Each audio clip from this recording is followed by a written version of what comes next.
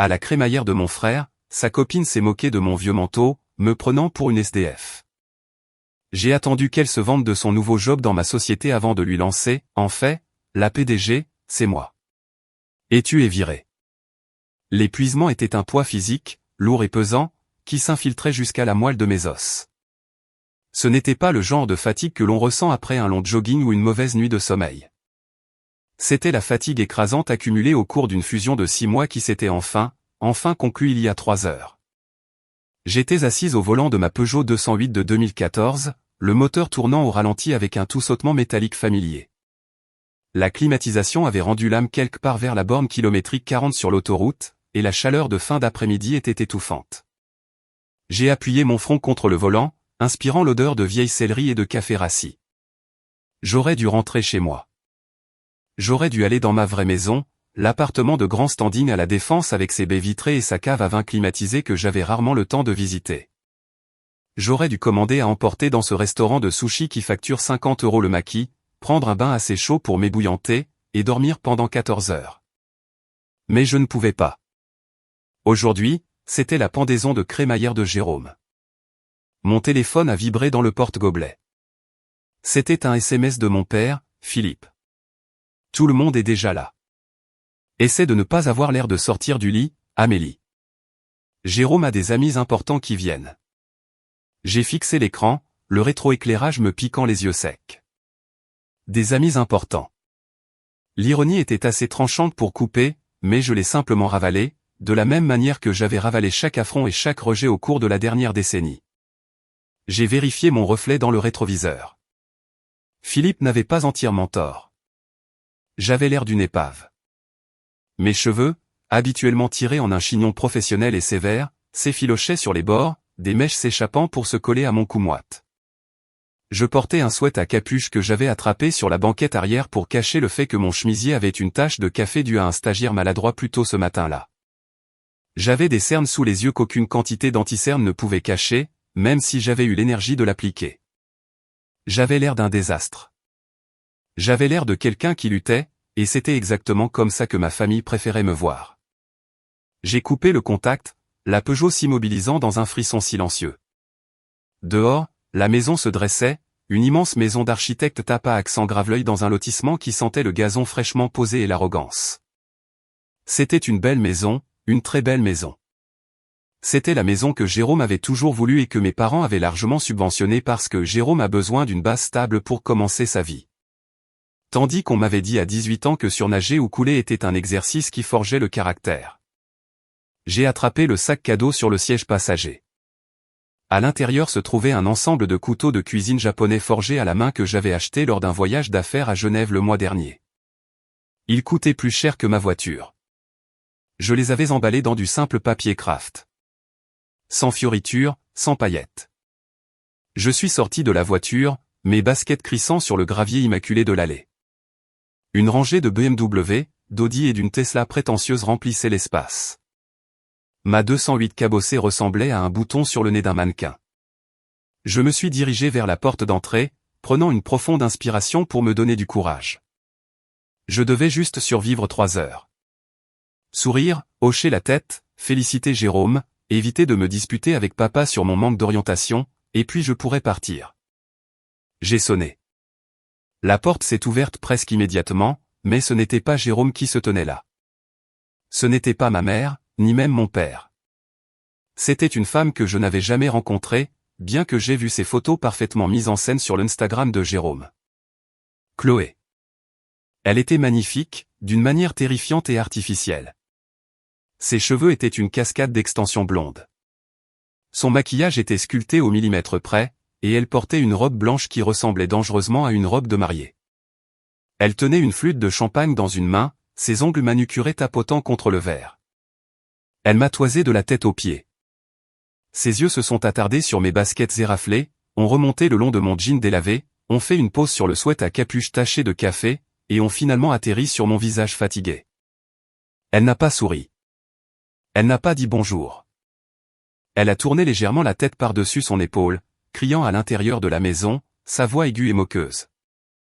Jérôme, chéri, je crois que la femme de ménage est là, mais elle est bien, elle est vraiment en avance. Elle s'est retournée vers moi, un sourire en coin sur les lèvres, ses yeux froids et morts.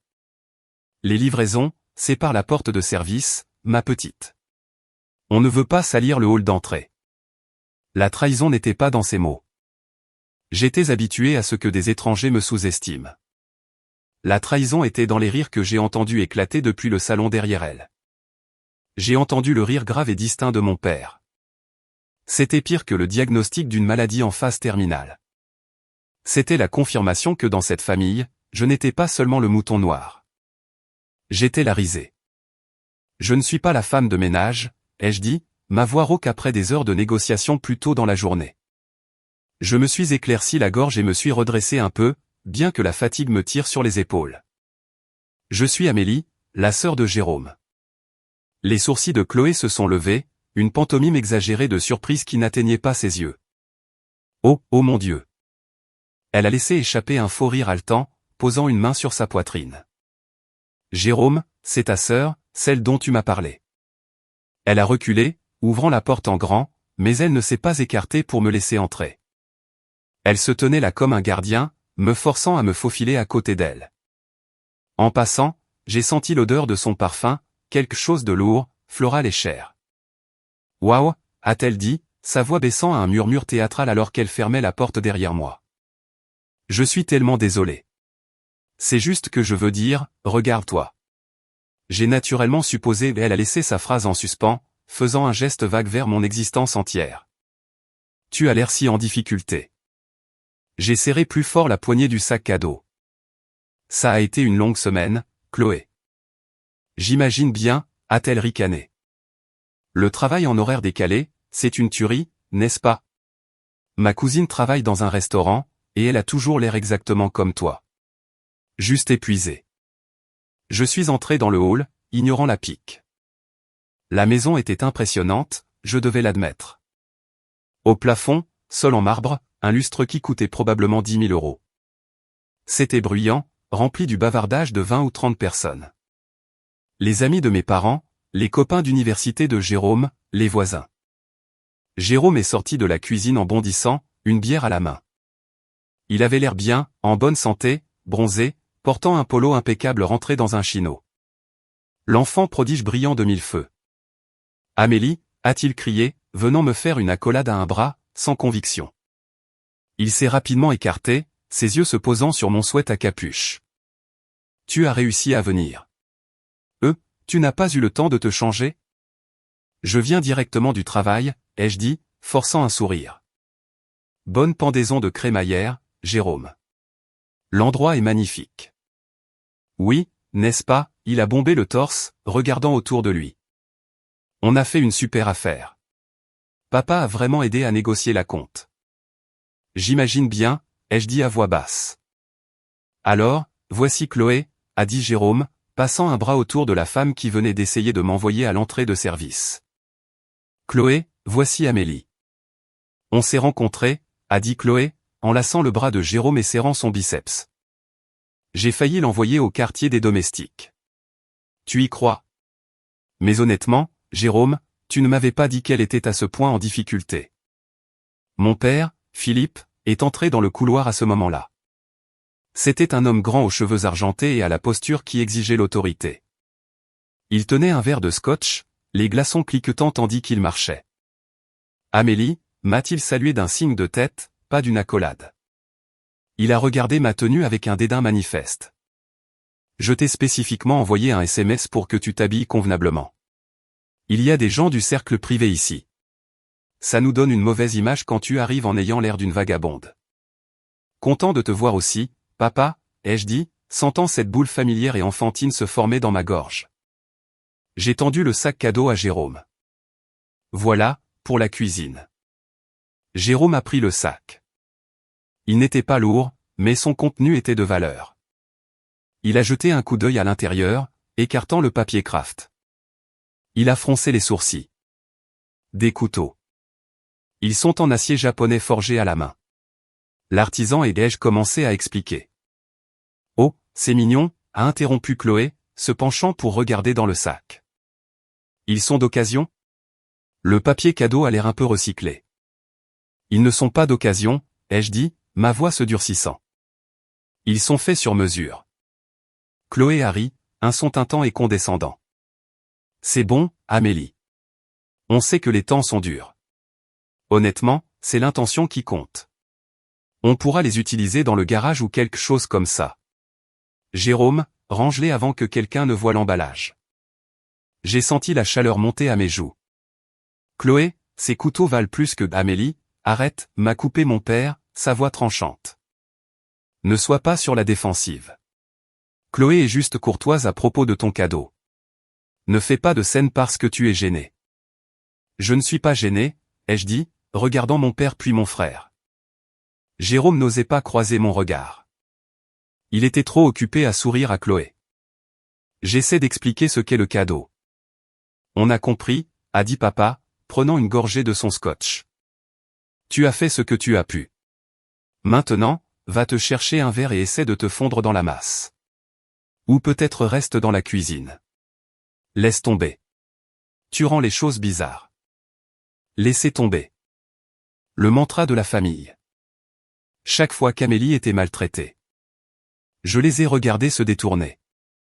Chloé a chuchoté quelque chose à l'oreille de Jérôme et Hilary, lui embrassant la tempe. Papa a tapé Jérôme dans le dos, rayonnant de fierté. Ils se sont dirigés vers le salon, me laissant seul dans le hall avec mes vêtements de vagabonde et mon indignation brûlante. J'ai pris une profonde inspiration, comptant jusqu'à 10. Je pouvais partir. Je pouvais faire demi-tour, remonter dans ma 208, et ne plus jamais leur parler. Mais ensuite, je me suis souvenu du message que j'avais reçu juste avant de conclure la fusion aujourd'hui. Une notification des RH concernant les nouvelles embauches du trimestre. Je n'avais pas regardé les noms de près à ce moment-là, mais alors que je regardais Chloé parader dans le salon, une prise de conscience m'a frappé. Un nom, un visage sur une photo de profil. Chloé Martin, chargée de clientèle junior. Elle n'en avait aucune idée. J'ai mis la main dans ma poche et j'ai touché le métal froid de mon téléphone. Un calme lent et glacial m'a envahi, remplaçant l'épuisement. Il voulait jouer à des jeux de statut. Il voulait parler de qui était en difficulté. Ils avaient oublié une chose cruciale. La personne qui signe les chèques est la seule qui détient vraiment le pouvoir. Je suis entré dans le salon, non pas pour me fondre dans la masse, mais pour observer, pour comprendre pourquoi la scène dans le hall m'avait fait si mal. Vous devez comprendre l'histoire de l'enfant prodige et de la pièce de rechange. Jérôme était le bébé miracle. Mes parents avaient essayé pendant des années d'avoir un fils pour perpétuer le nom de la famille. Mon père était obsédé par l'héritage, même si son propre héritage était une compagnie d'assurance de taille moyenne qu'il avait vendue pour une somme décente mais pas fracassante il y a 10 ans. Quand Jérôme est né, le soleil s'est levé et couché sur lui. On lui a tout donné. Des tuteurs privés, des camps sportifs, une voiture neuve à 16 ans, les frais de scolarité payés en totalité, et une allocation généreuse bien au-delà de ses 20 ans. Moi, par contre, j'étais un accident. Né 4 ans plus tard, j'étais le bébé oups. Je n'étais pas maltraité au sens dit qu'ancien du terme. J'étais nourri, vêtu et logé, mais j'étais émotionnellement invisible. Si Jérôme avait un A, c'était une célébration. Si j'avais un A, c'était attendu. Si Jérôme avait besoin d'aide pour le loyer, l'échiquier s'ouvrait. Quand j'ai eu besoin d'aide pour les frais de scolarité, on m'a dit que contracter des prêts me forgerait le caractère. Alors, je l'ai fait. J'ai forgé un sacré caractère. J'ai eu 3 emplois à l'université. J'ai appris à coder la nuit. J'ai lancé Média Hélice depuis un appartement humide en sous-sol à 22 ans, mangeant des nouilles instantanées et piquant le Wi-Fi du café d'en bas. Pendant 10 ans, je me suis usé jusqu'à la corde. J'ai manqué des mariages, des anniversaires et des vacances. J'ai réinvesti chaque centime dans l'entreprise. Je conduisais une voiture d'occasion parce que je préférais dépenser cet argent pour embaucher les meilleurs développeurs. Je portais des vêtements simples parce que je n'avais pas le temps de faire les magasins. Et franchement, je m'en fichais. Ma famille savait que j'avais un petit truc de marketing. Ils supposaient que j'étais une freelance qui joignait les deux bouts en concevant des flyers pour les pizzerias locales. Je ne les ai jamais corrigés. Au début, c'était parce que je voulais les surprendre quand je réussirais. Plus tard, c'était parce que j'ai réalisé qu'ils ne s'en souciaient pas assez pour demander. Et récemment, c'était un test. Un test qu'il échouait à chaque fois que nous parlions. Je me tenais dans un coin du salon de Jérôme, sirotant un verre d'eau tiède du robinet parce que le bar était bondé, et j'observais Chloé faire son numéro. C'était une prédatrice en mousseline de soie blanche. Je l'ai vue acculer tante Margot, posant des questions pointues sur la maison de vacances de Margot en Floride, calculant clairement sa valeur nette. Je l'ai vue flirter agressivement avec un des anciens partenaires d'affaires de mon père, riant trop fort à ses mauvaises blagues tout en lui touchant le bras. Mais sa cible principale, c'était moi. Elle semblait sentir que j'étais le maillon faible dans la pièce, la seule personne sur laquelle elle pouvait taper pour s'élever. Elle a flotté vers l'endroit où je me tenais, traînant Jérôme avec elle comme un accessoire. Quelques-unes de ses amies, des clones en robe pastel, la flanquaient. Alors, Amélie, a dit Chloé, sa voix assez forte pour attirer l'attention du cercle voisin. Jérôme me dit que tu es toujours célibataire. Je suis occupé, ai-je dit d'un ton neutre. Occupé à quoi, a-t-elle gloussé. À chercher un mari riche. Parce qu'honnêtement, en te regardant, tu devrais peut-être essayer une autre stratégie. Peut-être faire un peu plus d'efforts. Ses amis ont ricané. Jérôme avait l'air mal à l'aise, mais n'a rien dit. Il s'est contenté de faire tourner son verre. Je me concentre sur ma carrière, ai-je dit, mon regard ferme. C'est ça. Ta carrière, a dit Chloé, faisant des guillemets avec ses doigts. Le freelancing, c'est tellement courageux. Je veux dire, ne pas savoir d'où viendra ton prochain chèque. Je mourrais d'anxiété, mais je suppose que tu as l'habitude de vivre avec moi. Je me débrouille, ai-je dit. Eh bien, tu devrais prendre des notes sur moi, a dit Chloé, bombant le torse. Je viens de décrocher un poste énorme, une vraie carrière, pas seulement des petits boulots. Ah oui, ai-je demandé en penchant la tête. Chez Media Ellis, a-t-elle annoncé, rayonnante. C'est l'agence numérique la plus en vogue de la ville, peut-être même du pays. On gère les comptes des entreprises du CAC 40. Le processus de recrutement était brutal. Seule l'élite est admise. Mon cœur a eu un battement lent et lourd dans ma poitrine. Elle était là depuis 3 jours. Vraiment, ai-je demandé doucement. Oh, absolument, a continué Chloé, sa voix s'élevant alors qu'elle réalisait qu'elle avait un public. Mon père s'est approché, l'air satisfait que son fils ait déniché une femme si brillante. La culture là-bas est incroyablement exclusive. Gros enjeux, grosse récompense. Mon salaire de départ est probablement plus élevé que tout ce que tu as gagné ces 5 dernières années combinées. Ça a l'air impressionnant, est intervenu papa, posant une main sur l'épaule de Jérôme. Tu vois, Amélie, c'est ça l'ambition. Chloé va loin. Tu pourrais en prendre de la graine. En fait, je suis pratiquement la meilleure amie de la PDG, a menti Chloé, ses yeux brillants de l'excitation de sa propre invention. C'est cette femme terrifiante et puissante, mais elle m'a tout de suite prise en affection. Elle a dit que je lui rappelais elle-même quand elle était plus jeune. On déjeune ensemble la semaine prochaine pour discuter de ma trajectoire vers un poste de direction. J'ai failli m'étouffer avec mon eau. La PDG, moi, avait été à Genève la semaine dernière et enfermée dans une salle de réunion ces 3 derniers jours. Je n'avais jamais posé les yeux sur Chloé Martin avant qu'elle n'ouvre la porte de cette maison. Elle a l'air d'avoir du discernement, ai-je réussi à dire. Oh, elle en a acquiescé Chloé. Sérieusement. Elle déteste l'incompétence. Elle déteste les gens qui ne se présentent pas bien. Honnêtement, Amélie, si tu entrais dans nos bureaux avec cette tête, la sécurité te plaquerait au sol avant que tu n'atteignes l'ascenseur. Elle a ri de nouveau et ses amis se sont joints à elle. Même papa a esquissé un sourire. Eh bien, a dit papa, au moins une femme dans cette famille est en train de réussir quelque chose. Bravo, Chloé. Jérôme, tu as choisi une gagnante. Chloé a roucoulé, se penchant contre Jérôme. J'essaie, Philippe. Vraiment. Peut-être qu'une fois que je serai installé, je pourrai voir s'il y a une place au service courrier pour Amélie, ou peut-être à l'entretien. On a toujours besoin de gens pour vider les poubelles. La pièce est devenue silencieuse pendant une fraction de seconde.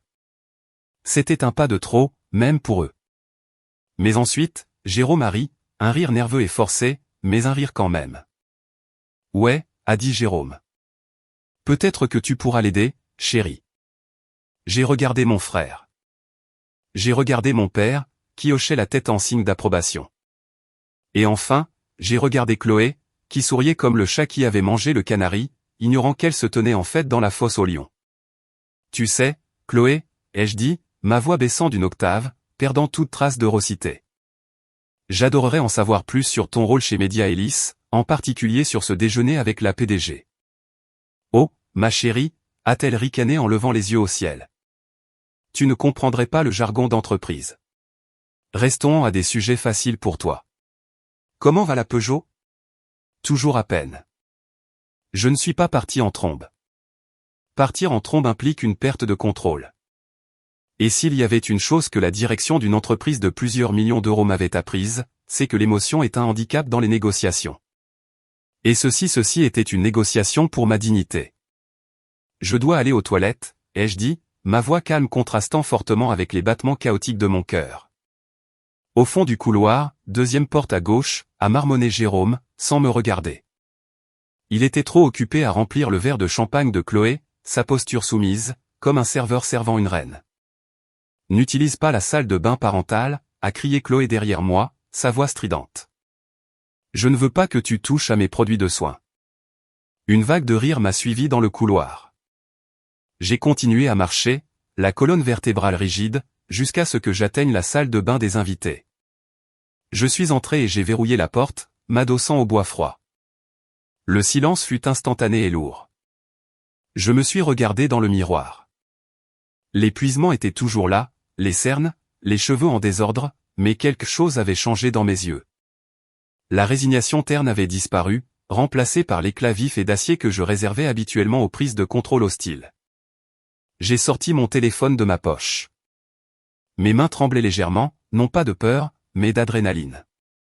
J'ai déverrouillé l'écran et j'ai navigué vers l'annuaire interne de Media Ellis. C'était une application sécurisée accessible uniquement aux employés. J'ai contourné la connexion standard avec mon authentification biométrique, la clé maîtresse. J'ai tapé un Martin. Un résultat est apparu. Chloé Martin, chargée de clientèle junior, département des ventes, période d'essai. Date de début, il y a 3 jours. Superviseur direct, Marc Fournier. J'ai cliqué sur son profil. Son CV était joint à son dossier numérique. Je l'ai parcouru rapidement.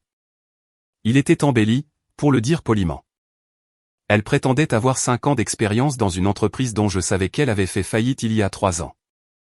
Elle listait la négociation avancée comme compétence. Mais le clou du spectacle, c'étaient les notes internes laissées par les RH. Note, la candidate est enthousiaste mais manque d'expérience technique. Embauche en période d'essai en raison d'une recommandation de non masquée. Surveiller de près pour l'adéquation culturelle. Adéquation culturelle, ai-je chuchoté à la pièce vide. En termes Media Ellis, c'était un code pour ne la laisser pas devenir un élément toxique. Elle avait menti sur son poste. Elle avait menti sur son salaire. Mais le mensonge sur le déjeuner, l'affirmation qu'elle était préparée pour un poste de direction par mois, était le levier dont j'avais besoin. Ce n'était pas seulement un affront personnel. C'était une fausse représentation de la direction de l'entreprise. C'était passible de poursuite. Je ne me suis pas arrêté là. J'ai ouvert mes emails et j'ai rédigé un message rapide à Marc, son superviseur. Marc était un homme bon, un manager pragmatique qui était avec moi depuis l'époque du garage. Sujet, demande urgente, nouvelle recrue Chloé Martin. Marc, je suis à un événement familial et je viens de rencontrer ta nouvelle recrue, Chloé Martin. Elle se présente actuellement comme une cadre supérieure et prétend que nous avons un déjeuner prévu pour discuter de sa promotion. Peux-tu confirmer son emploi du temps réel pour la semaine? Aussi, reste disponible. Je pourrais avoir besoin que tu te joignes à un appel. J'ai appuyé sur envoyer. Puis j'ai ouvert mon application de calendrier. J'ai remonté à la semaine dernière. Réunion à Genève de 7h à 22h. J'ai fait défiler jusqu'à cette semaine. La clôture de la fusion. J'ai pris une capture d'écran de mon itinéraire. J'avais le piège. J'avais l'appât. Maintenant, il fallait juste qu'elle y tombe. Je me suis lavé les mains, les frottant avec le savon à la lavande jusqu'à ce qu'elles soient roses. Je me suis aspergé le visage d'eau froide, le séchant avec une serviette d'invité moelleuse. Je n'ai pas essayé de coiffer mes cheveux. Je n'ai pas essayé de lisser mon sweat à capuche. Laissez-les voir la sœur en difficulté. La révélation n'en serait que plus dévastatrice. Quand je suis retourné au salon, la dynamique avait légèrement changé. La fête battait son plein. La musique avait été montée. Une playlist pop générique qui pulsait innocemment en arrière-plan. Chloé tenait maintenant la cour sur le canapé en cuir blanc, chaussures enlevées, jambes repliées sous elle, ayant l'air en tout point de la maîtresse de maison. Mon père était assis dans un fauteuil à proximité, la regardant avec une expression de révérence qu'il ne m'avait jamais adressée. Jérôme était assis sur la coudoir du canapé, sa main reposant possessivement sur l'épaule de Chloé. Il ressemblait à un tableau de la parfaite famille réussie, et j'étais la tâche sur la photographie. Je me suis approché, me plaçant délibérément au centre de leur cercle. Déjà de retour, a lancé Chloé, sans lever les yeux de son téléphone. Je craignais que tu te sois perdu dans une maison aussi grande. C'est beaucoup plus grand que tout ce à quoi tu es habitué. J'ai trouvé mon chemin, ai-je dit, prenant place près de la cheminée. Je ne me suis pas assise. Être debout me donnait l'avantage de la hauteur, même s'il ne s'en rendait pas encore compte. En fait, je pensais à ce que tu as dit, Chloé, à propos de Média Ellis. La tête de Chloé s'est relevée d'un coup, ses yeux se plissant. Quoi à ce sujet? Je suis juste tellement impressionné, ai-je dit, injectant un ton de curiosité sincère dans ma voix. C'est une industrie difficile. Le marketing exige beaucoup d'intégrité. Ça exige un instinct de tueur, m'a corrigé Chloé avec un ricanement. Quelque chose que tu manques clairement. C'est pour ça que je suis sur la voie rapide. Et toi eh bien, toi. C'est vrai, ai-je acquiescé. La voie rapide. Tu as mentionné que la PDG t'a prise en affection. Comment est-elle? J'ai lu quelques articles, mais ils disent qu'elle est très discrète. Chloé a siroté son champagne, savourant l'attention. Le cercle entier, papa, Jérôme, les voisins, se sont penchés. Elle est discrète, a dit Chloé, baissant la voix d'un ton conspirateur. Mais avec moi, elle s'est vraiment ouverte. On a eu cette conversation à cœur ouvert dans son bureau mardi. Elle m'a dit qu'elle en avait marre des bénis oui-oui qui l'entourent. Elle a besoin de quelqu'un de frais, quelqu'un avec une vision. Elle m'a même demandé conseil sur le comte de Lyon. La pièce a murmuré avec appréciation. Waouh, a dit Jérôme, rayonnant. Chérie, c'est énorme. Le comte de Lyon. J'ai senti un sourire froid tirer le coin de ma bouche. Le comte de Lyon, ai-je répété. Ça a l'air fascinant. C'est quel genre de client? Technologie, mode? Chloé a agité une main avec dédain. Oh, tu ne les connaîtrais pas. C'est de la robotique de haute technologie. Des trucs à plusieurs milliards. Confidentiel, évidemment. Évidemment, ai-je dit. C'est juste étrange. Qu'est-ce qui est étrange, a sèchement répliqué Chloé. Eh bien, ai-je dit, sortant mon téléphone et le regardant nonchalamment. Je suis l'industrie d'assez près, et je sais pertinemment que Média Ellis n'a pas de compte à Lyon. Leurs opérations en France sont exclusivement basées à Paris et Marseille. Ils ont fermé l'antenne de Lyon il y a 4 ans, avant la restructuration. Le silence qui a suivi était glacial. Chloé a cligné des yeux, sa bouche s'ouvrant et se fermant légèrement. Qu'est-ce que tu en sais, a-t-elle craché, son visage rougissant. Tu as lu ça sur un blog. Je suis à l'intérieur, Amélie. Je sais ce qui se passe dans la salle du conseil. Et la PDG, ai-je insisté, ignorant son insulte. Tu as dit que tu l'avais rencontrée mardi dans son bureau. Oui, a crié Chloé, son sang-froid se fissurant. Pourquoi tu me grilles comme ça? Tu es si jalouse? C'est juste que mardi, ai-je dit, faisant défiler mon téléphone, la presse spécialisée a rapporté que la PDG de Média Ellis était à Londres pour finaliser l'acquisition d'Analytique.Rouge. Il y a des photos d'elle sonnant la cloche de clôture, donc je suis confuse quant à la façon dont elle pouvait avoir une conversation à cœur ouvert avec toi dans son bureau en même temps. J'ai levé les yeux, la fixant. À moins qu'elle n'ait un clone. Chloé s'est décomposée. Elle s'est levée, manquant de renverser son verre de champagne. Tu ne sais pas de quoi tu parles. Elle est revenue en avion. Elle a pris un jet privé juste pour rencontrer l'équipe de direction. pour un déjeuner avec une nouvelle recrue junior, ai-je demandé doucement. Je ne suis pas une recrue junior, a hurlé Chloé. Le vernis de la femme de carrière sophistiquée s'est dissous instantanément, révélant la brute capricieuse en dessous. Jérôme, tu vas la laisser me parler comme ça? Elle me traite de menteuse dans ma propre maison. Jérôme a sauté de l'accoudoir du canapé, le visage rouge d'embarras et de colère. Mais la colère n'était pas dirigée contre les mensonges criards de la femme. Elle était dirigée contre moi. Amélie, ça suffit, a aboyé Jérôme, se plaçant entre Chloé et moi. Qu'est-ce qui ne va pas chez toi? Tu arrives chez moi en ayant l'air d'une clocharde, tu me donnes un cadeau bon marché, et maintenant tu essaies d'humilier ma petite amie. Parce que quoi? Tu es jalouse. Elle a un vrai travail. Je ne suis pas jalouse, Jérôme, ai-je dit, ma voix stable, bien que ça me fasse mal de le voir la défendre si aveuglément. J'essaie de te prévenir. Elle ment. Elle ment sur son travail. Elle ment sur son poste, et elle ment sur qui elle est. Arrête ça. Papa s'est levé maintenant, ses pas lourds résonnant sur le parquet. Il s'est dressé au-dessus de moi, son visage tordu de déception. Je savais que je n'aurais pas dû t'inviter. Tu fais toujours ça. Tu ne supportes pas de voir quelqu'un d'autre réussir. Chloé n'a été que gracieuse avec toi, et tu l'attaques. Elle m'a traité de mendiante, papa, ai-je dit, désignant mes vêtements. Elle a essayé de m'envoyer à l'entrée de service. C'est ça, être gracieuse. Elle plaisantait, a crié papa. C'était une blague. Mon Dieu, tu es si susceptible. Pas étonnant que tu ne puisses pas garder un homme. Pas étonnant que tu sois coincé dans la vie sans issue que tu mènes. Il a raison, est intervenue Chloé de derrière Jérôme, jetant un coup d'œil avec une expression suffisante et larmoyante. Elle a essuyé une fausse larme de sa joue. J'ai essayé d'être gentille, Jérôme. J'ai essayé, mais elle est juste toxique. Elle est une énergie toxique. Je ne veux pas d'elle ici. Tu l'as entendu, a dit Jérôme, montrant la porte du doigt. Dehors, Amélie. Sérieusement, pars.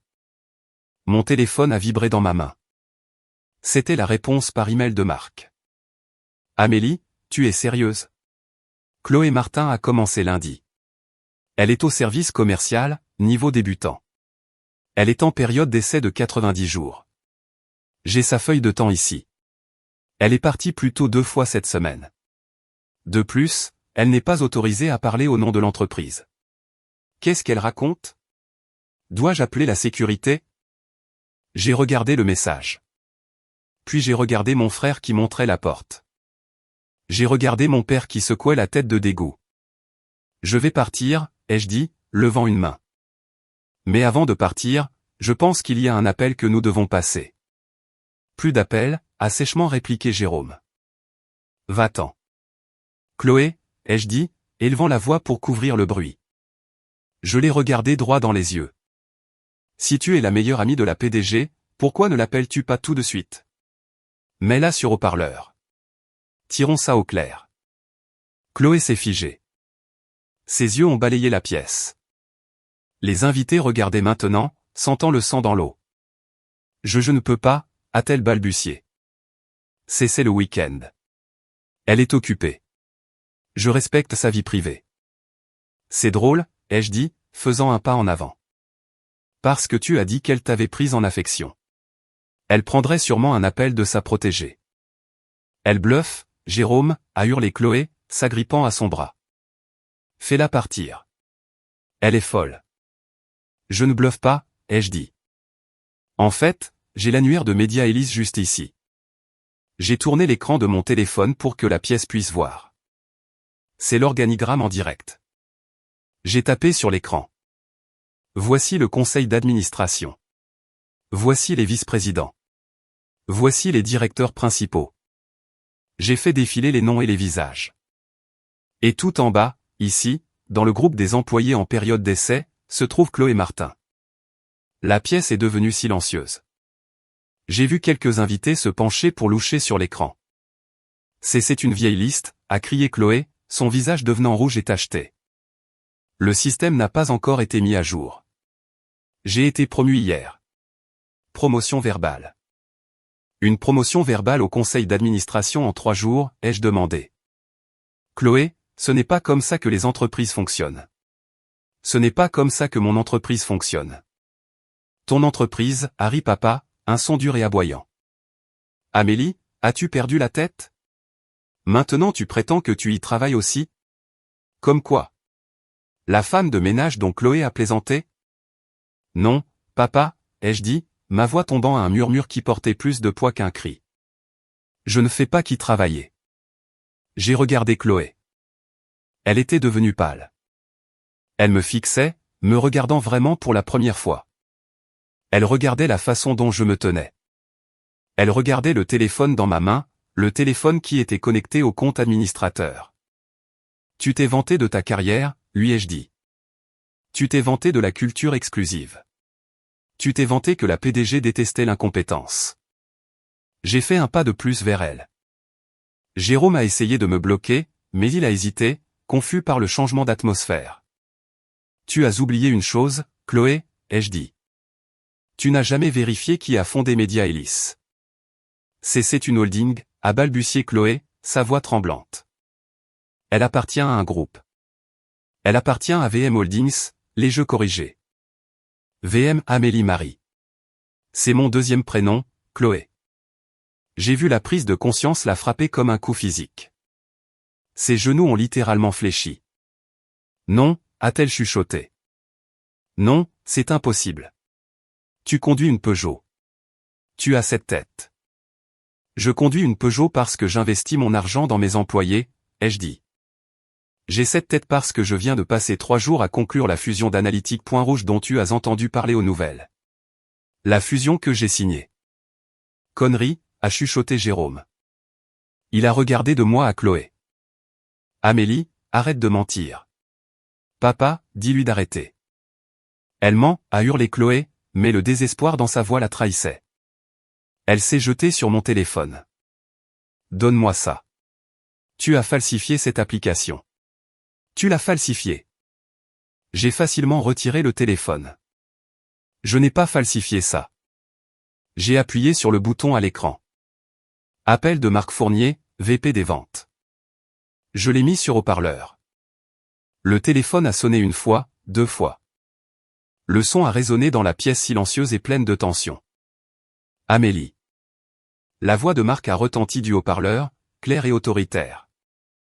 J'ai reçu ton email. Je regarde le dossier de Martin en ce moment. Pourquoi prétend-elle être une cadre? Veux-tu que je résilie son accès immédiatement? Parce que si elle représente faussement l'entreprise lors d'un événement public, c'est une violation de la clause 4 de son contrat. Chloé a laissé échapper un son qui était à moitié un hoquet, à moitié un sanglot. La mâchoire de Jérôme est tombée. Le verre de scotch de papa a glissé de ses doigts et s'est brisé sur le sol. Le silence qui a suivi la voix de Marc au téléphone était absolu. C'était un vide qui aspirait l'air de la pièce. Le seul son était le craquement du verre sous la chaussure de mon père alors qu'il déplaçait son poids, fixant le téléphone dans ma main comme si c'était une grenade qui venait d'exploser. Amélie, a répété Marc, sa voix métallique mais indubitablement sérieuse. J'ai besoin d'une confirmation verbale. Martin est-elle en train de faire une scène? La sécurité peut être là dans 20 minutes si tu es à la résidence. Je n'ai pas regardé le téléphone. J'ai gardé les yeux rivés sur Chloé. Son visage était un masque de plâtre qui s'effritait. L'arrogance, le ricanement, la pitié, tout avait disparu, remplacé par une terreur brute et nue. Non, Marc, ai-je dit calmement, ma voix se projetant clairement jusqu'au fond de la pièce où les voisins chuchotaient. La sécurité ne sera pas nécessaire. Chloé était juste en train d'expliquer à tout le monde comment elle dirigeait pratiquement la boîte. Je crois qu'elle a terminé sa présentation maintenant, n'est-ce pas, Chloé? Chloé a émis un petit son d'étouffement. Jérôme, a-t-elle chuchoté, tendant une main tremblante vers mon frère. Jérôme a reculé. Il a littéralement fait un pas en arrière, ses yeux écarquillés et horrifiés. Il a regardé d'elle à moi, les pièces du puzzle s'emboîtant enfin. La sœur en difficulté, la petite amie riche, les mensonges, la réalité. Tu as menti, a dit Jérôme, sa voix se brisant. Tu as dit que tu étais une cadre. Tu as dit que tu gagnais un salaire à 6 chiffres. J'allais le faire, a balbutié Chloé, des larmes coulant maintenant sur son visage, ruinant son maquillage. J'ai du potentiel, Jérôme. C'était juste un petit mensonge pour impressionner ton père. Tout le monde le fait. Tu as essayé de faire virer ma sœur, a dit Jérôme, la colère montant enfin à travers sa confusion. Tu es resté là à plaisanter sur le fait de la transformer en femme de ménage dans sa propre entreprise. Je ne savais pas, a hurlé Chloé en se tournant vers moi. Comment étais-je censé savoir? Tu as l'air d'une clocharde. Tu conduis une épave. Tu m'as piégé. Tu m'as tendu un piège. J'ai ri. C'était un son sec et sans humour. Je ne t'ai pas piégé, Chloé. J'ai simplement existé. Tu as comblé les vides avec tes propres préjugés. Tu as vu une Peugeot et tu as supposé l'échec. Tu as vu un sweat à capuche et tu as supposé la pauvreté. Ce n'est pas de ma faute. C'est de la tienne. Et franchement, c'est exactement pourquoi tu n'as pas l'adéquation culturelle pour Média Hélice. J'ai de nouveau porté le téléphone à ma bouche. Marc. Je suis là, patronne. Mettez fin au contrat de Chloé Martin immédiatement, ai-je dit. Avec effet immédiat. Notez-le comme faute grave et fausse représentation de l'autorité de l'entreprise. Et Marc, oui. Assurez-vous que le service juridique envoie une mise en demeure concernant son utilisation de notre nom commercial. Si j'entends qu'elle a utilisé la marque Média Hélice pour obtenir ne serait-ce qu'un apéritif gratuit dans un restaurant, je veux qu'elle soit poursuivie en justice jusqu'à ce qu'elle n'ait plus un sou. Compris, a dit Marc. C'est fait. Son accès est révoqué. Son badge ne fonctionnera pas lundi. Non, a hurlé Chloé. Elle s'est jetée en avant, me saisissant le bras. Tu ne peux pas faire ça. Tu ne peux pas me virer un samedi. C'est illégal. Je vais te poursuivre. Mon père connaît des avocats.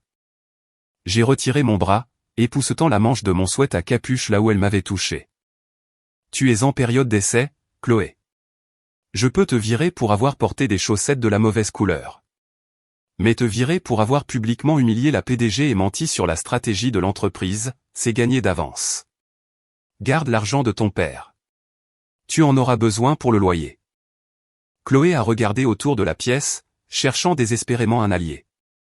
Elle a regardé ses amies, mais elles étudiaient toutes le sol ou leur verre, se distançant de la zone d'explosion. Elle a regardé papa.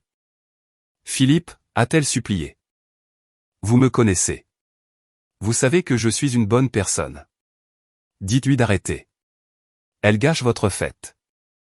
Mon père, Philippe, m'a regardé. Pour la première fois de ma vie, j'ai vu de la peur dans ses yeux. Il a regardé la femme qu'il avait ignorée pendant 30 ans, la fille qu'il avait qualifiée d'échec il y a 1 heure, et il a réalisé qu'il regardait la personne la plus puissante de la pièce. Chloé, a dit papa, sa voix hésitante. Je pense que tu devrais partir. Chloé a eu le souffle coupé. Quoi? Mais Jérôme. Jérôme ne l'a pas regardé. Il s'est dirigé vers la porte d'entrée et l'a ouverte en grand. L'air du soir est entré, frais et vif. Dehors, a dit Jérôme doucement. Mais mon transport, a sangloté Chloé. Je suis venu avec toi. Appelle un Uber, a dit Jérôme. Sors simplement de ma maison. Chloé est restée là un instant, tremblante de rage et d'humiliation. Puis elle a poussé un cri de frustration, a attrapé son sac à main sur le canapé et s'est dirigée d'un pas rageur vers la porte. En passant devant moi, elle a sifflé, tu es une sorcière. Tu mourras seule avec ton argent. Mieux que de mourir en étant une imposture, ai-je répondu calmement. La porte a claqué derrière elle. Le son a résonné comme un coup de feu. Le silence est revenu, mais cette fois, il était différent. Il n'était pas tendu. Il était stupéfait. Les invités étaient immobiles. La musique s'était arrêtée à un moment donné. J'ai regardé la pièce remplie de gens, les voisins qui avaient ri de moi, les amis importants du cercle privé. Eh bien, ai-je dit, remettant mon téléphone dans ma poche. Je pense que cela conclut le divertissement pour la soirée. Bonne pendaison de crémaillère, Jérôme. Profite des couteaux. Ils sont vraiment excellents pour trancher dans le vif. Je me suis retourné pour partir. Amélie, attends, a dit papa. Je me suis arrêté, Mais je ne me suis pas retourné. Qu'y a-t-il, papa? J'ai encore rendu les choses bizarres? S'il te plaît, a dit papa. Ne pars pas, viens t'asseoir. Je me suis retourné lentement. Mon père avait l'air d'avoir 10 ans de plus qu'à mon arrivée. Il était affalé dans son fauteuil, le scotch renversé s'imprégnant dans le tapis à ses pieds.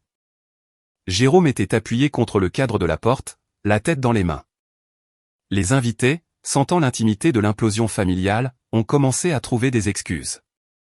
Je crois qu'on va y aller, a marmonné tante Margot, se précipitant vers la porte avec son mari. Belle fête, Jérôme, a menti quelqu'un d'autre. En 5 minutes, la maison était vide, à l'exception de nous trois. Le silence de la grande maison vide était oppressant. Je suis allé vers l'îlot de la cuisine et je me suis versé un verre d'eau. Mes mains étaient enfin stables. L'adrénaline s'estompait, laissant derrière elle une profonde tristesse. Depuis combien de temps, a demandé Jérôme, levant la tête. Ses yeux étaient rouges. Depuis combien de temps tu possèdes ça?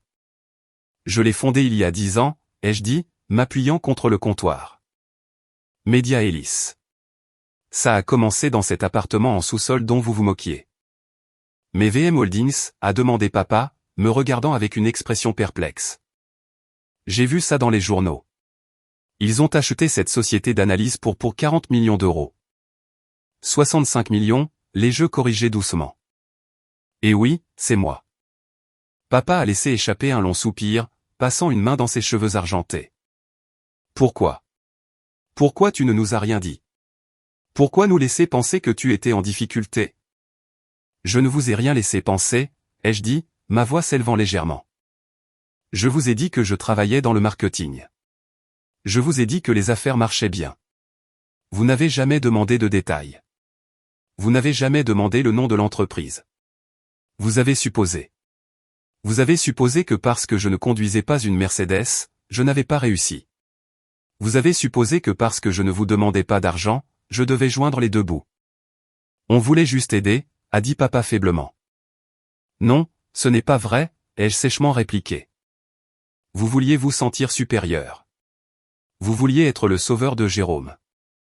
Et vous vouliez que je sois le contre-exemple. Ne finissez pas comme Amélie, à travailler trop dur pour trop peu. Ça vous permettait de vous sentir mieux en le gâtant. Jérôme a tressailli. Amélie, ce n'est pas juste. Ah non, lui ai-je demandé. Jérôme, tu as 28 ans. Papa a négocié ton acompte. Maman fait tes courses la moitié du temps. Et aujourd'hui, tu as laissé une femme que tu connais depuis 3 semaines traiter ta sœur comme un chien parce que tu pensais qu'elle avait plus de statut que moi. Jérôme a baissé les yeux sur ses chaussures. Je ne savais pas qu'elle mentait. Ça n'aurait rien changé si elle avait dit la vérité, ai-je crié, frappant ma main sur le comptoir. Le bruit les a fait sursauter tous les deux. C'est ça, le problème. Même si elle était une cadre et que j'étais une femme de ménage, tu n'aurais pas dû la laisser me parler de cette façon. Tu n'aurais pas dû la laisser me faire honte d'être pauvre. Tu es mon frère. Des larmes me sont montées aux yeux, chaudes et pleines de colère. Je n'ai pas gardé ça secret pour vous piéger.